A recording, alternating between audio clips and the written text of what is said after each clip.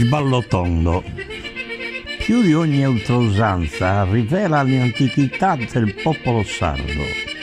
Donde abbia avuto origine nessuno mai seppe, né forse saprà mai. Certo, rimonta a tempi remotissimi. Molti narratori descrissero il ballo sardo. Il Mammeli scrisse che il ballo tondo dei sardi non può essere che quello inventato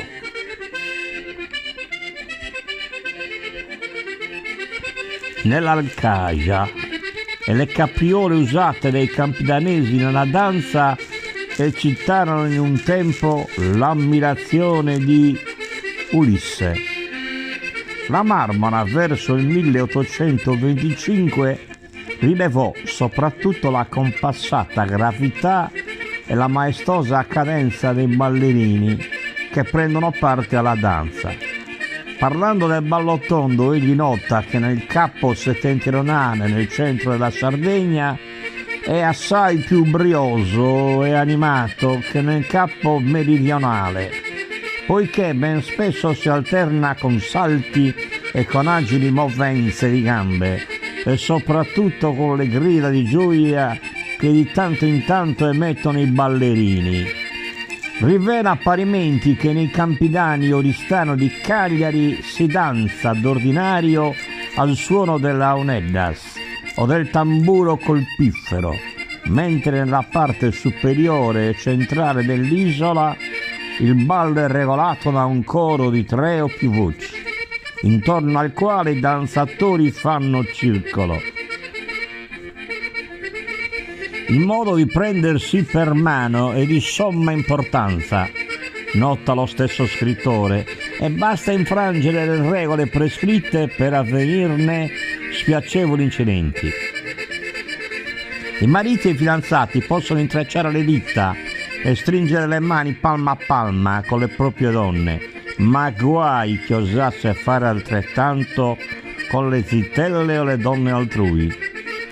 A questo io aggiungo che un forestiere deve entrare al ballo tondo spezzando la catena dalla parte destra della donna, poiché il distaccare una ballerina come grave insulto che potrebbe costar caro.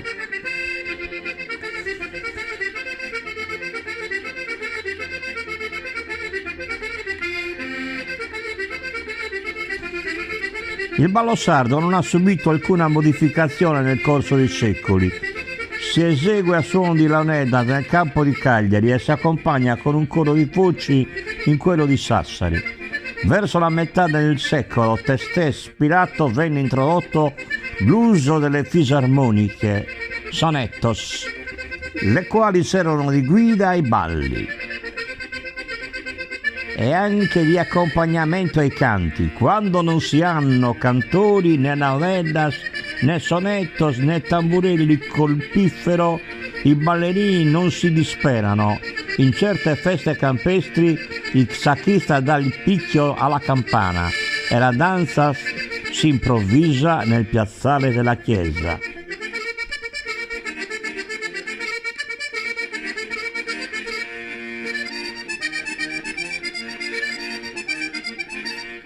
A questo punto il Costa descrive il ballo sardo come viene rappresentato nei quadri e negli atlanti dei vari narratori e viaggiatori che vennero in Sardegna a testualizzare questo tipo di evento fondamentale per capire la profondità e l'anima della Sardegna.